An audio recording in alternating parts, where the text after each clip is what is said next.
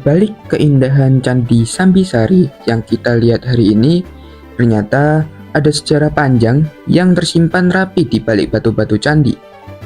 Sebelum kita lihat-lihat keindahan candinya yang lebih dekat, yuk kita kenalan dulu sama sejarah singkat dari Candi Sambisari. Siapa sih yang membangunnya?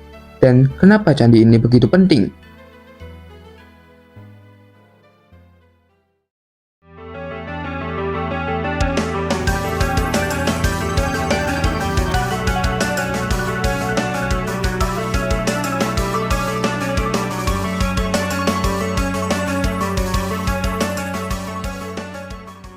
Candi Sambisari adalah peninggalan kerajaan Mataram kuno yang diperkirakan dibangun pada abad ke-9. Tepatnya di masa pemerintahan Raja Rakai Garung dari dinasti Sanjaya. Nah, Raja Rakai Garung ini merupakan pengganti dari Rakai Warak yang memerintah antara tahun 828 sampai 847 Masehi. Menariknya, dugaan ini diperkuat dengan penemuan lempengan emas bertuliskan Om Siwa Stana yang artinya hormat pembuatan tempat bagi Dewa Siwa. Jadi, kemungkinan besar candi ini dulunya digunakan sebagai tempat pemujaan bagi dewa-dewi dalam agama Hindu. Hal ini juga terlihat dari arca-arca bercorak Hindu yang ditemukan di tubuh candi induk, seperti arca Ganesha di sisi timur, arca Agastya di selatan, dan arca Durga di sisi utara. Gak cuma itu, di setiap penjuru juga ada arca Mahakala, Nandiswara, serta Lingga dan Yoni yang cukup besar sebagai bentuk penghormatan kepada Dewa Siwa. Jadi ini teman-teman adalah arca Durga yang sering kita lihat di PPT Pak Eko. Iya.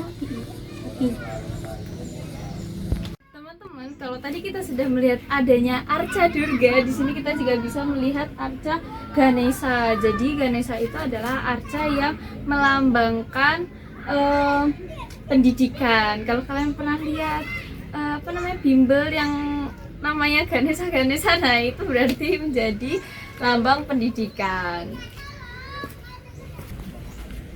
Nah teman-teman, kalau yang ini namanya arca Agastya. Agastya itu adalah pasangan dari Durga.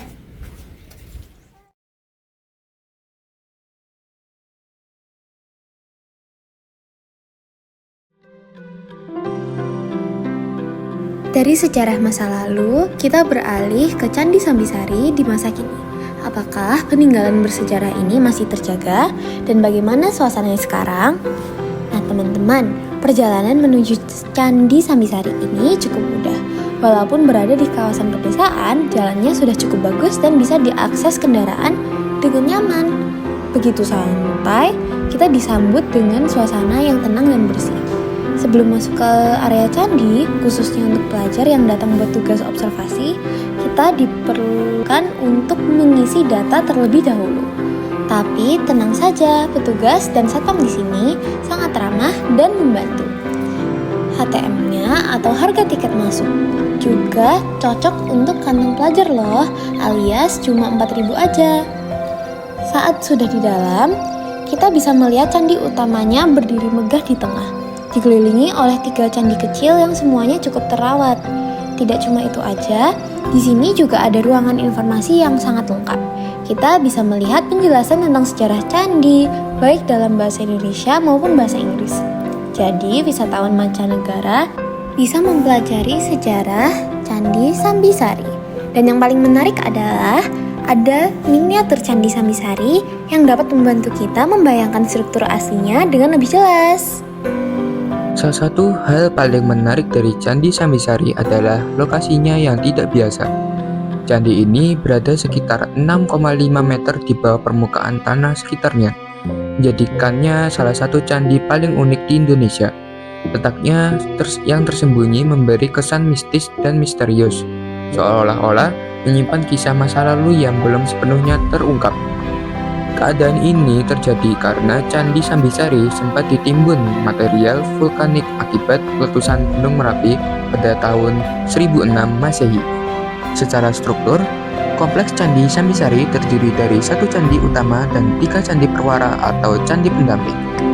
Candi utama memiliki ukuran yang jauh lebih besar dan lebih tinggi dari ketiganya, mencerminkan hierarki keagamaan dalam tradisi Hindu. Seluruh kompleks ini dikelilingi pagar batu dengan halaman yang cukup luas, memberikan kesan monumental dan megah. Di bagian dalam candi utama, kita dapat menemukan arca lingga dan yoni, simbol yang melambangkan dewa Siwa dan kesuburan.